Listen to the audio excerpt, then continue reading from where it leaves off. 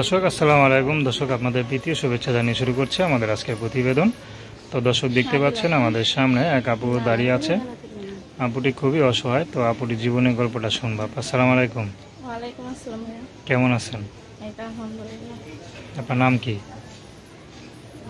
নাম বললেন?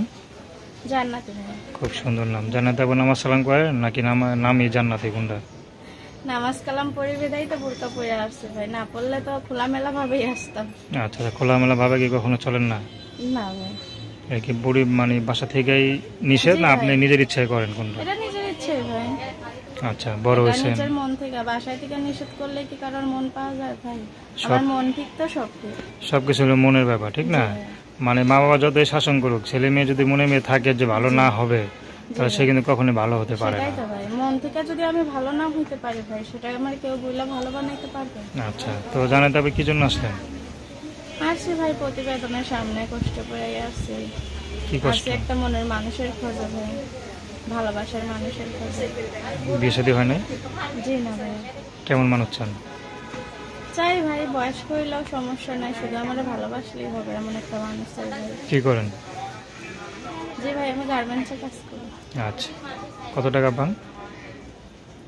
ভাই পাই 7,000 6,000 এরকম। ওভার টাইম করেন না? দেখা যায় করা হয়, কখনো করা হয় না ভাই। পরিবার কে কে আছে?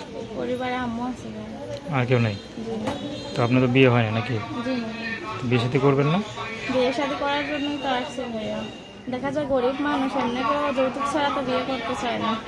প্রতিবেদনের সামনে আছে আমরা গরিব মানুষ ভাই, দেখা যায় যদি যৌতুক টুক না নিয়ে কেউ যদি বিয়ে করতে চায় ভাই, তাহলে তারা আমি খুশি হয়ে বিয়ে করতে চাই। তো দর্শক আপনারা জানাতে আবার কথা শুনলেন। তার নাম্বারটা 01860244888। আমি নাম্বারটা আবার বলছি 01860244888। তো দর্শক, প্রেম ভালোবাসা সাহায্য সহযোগিতা বিয়ে শাদী করা একান্ত আপনাদের ব্যক্তিগত ব্যাপার। তো আসুন আমরা 5 ওয়াক্ত নামাজ পড়ি, সর্বদা দেশের সেবা করি। আসসালামু আলাইকুম।